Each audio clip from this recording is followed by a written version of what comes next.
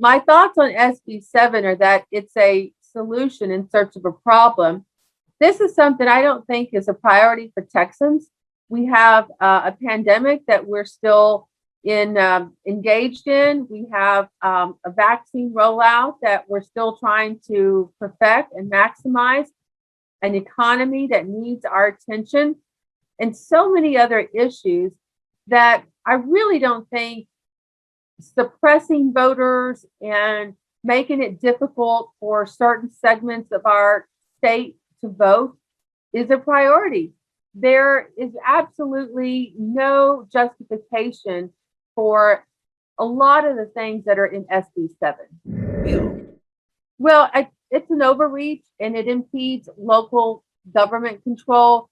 Our county, I thought, made a good decision when they did things like 24-hour voting for a small period of time, extended hours for voting because we were in a pandemic. And the drive-through voting worked. There were many people that took advantage of that. And in the drive-through voting, we saw that the majority were Latino, African American, or Asian communities that utilized it.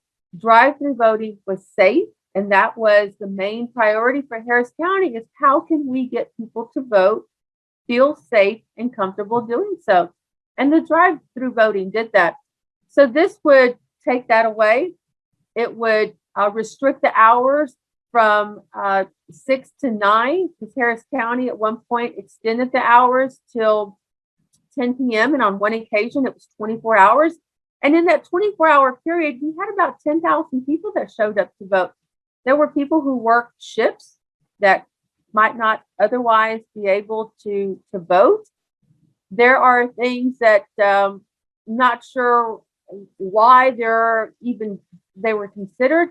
But for example, if you take people to vote, like many of us have, now you have to, or if you're an interpreter, you have to provide your name and other information. And I don't know why that is necessary. We've had people driving folks to the poll and being at the car for curbside voting if somebody is disabled and they bring the machine out to them. And if you drove that person, now you're going to have to provide information about who you are. So I'm not real comfortable with that. I don't know why it's necessary. We've gotten along this far without it. I'd say I'd turn around and ask the question, bring integrity back from where? Where did it go? I mean, I don't know of a significant number of convictions that have been made. Yes, there have been some allegations. There have been some people that have been convicted, but it's been sprinkled here and there. There hasn't been an enormous amount that would call for such a overreaching piece of legislation like this.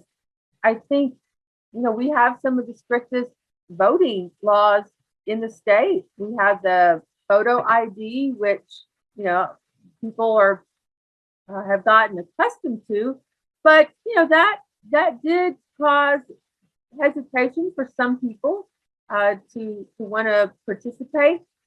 So I just don't see why this was necessary. We had an unprecedented number of people voting. I think when you have more people voting, that means that things are working. There is not, that I know of, any fraud, anyone that has been convicted in Harris County, because this is really targeting a lot of what Harris County did. So I just don't see that a lot of this is justified for.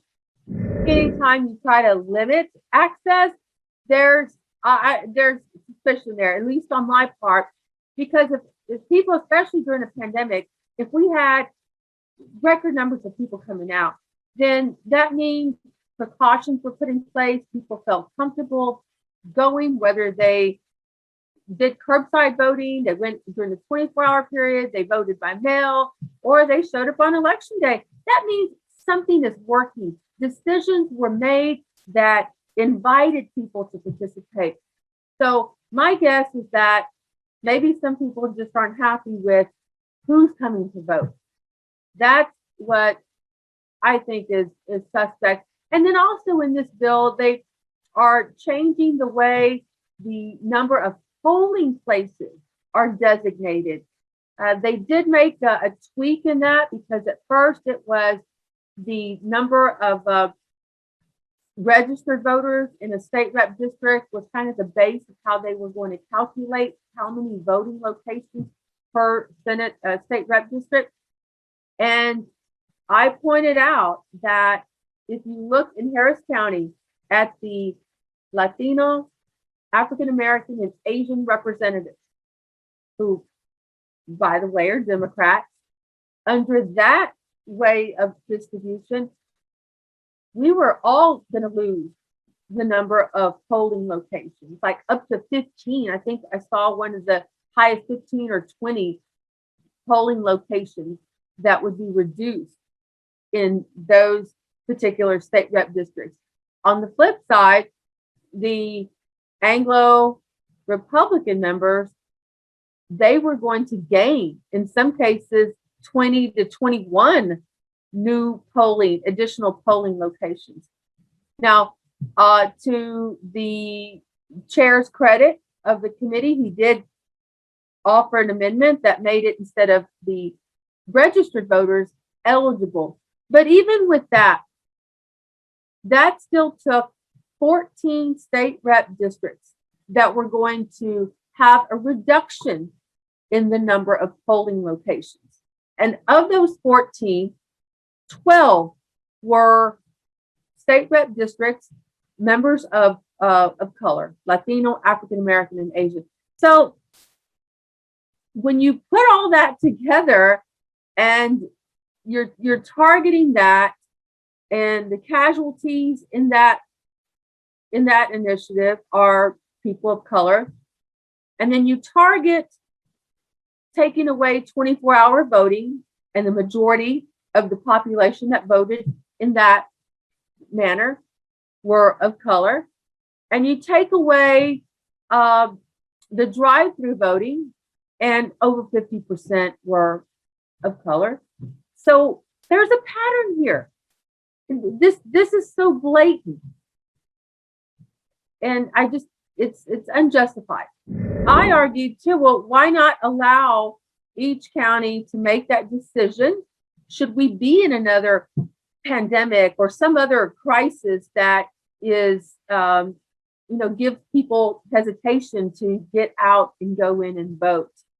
But that wasn't acceptable. So I think that we ought to allow counties to have some flexibility depending on what their county and their population is facing.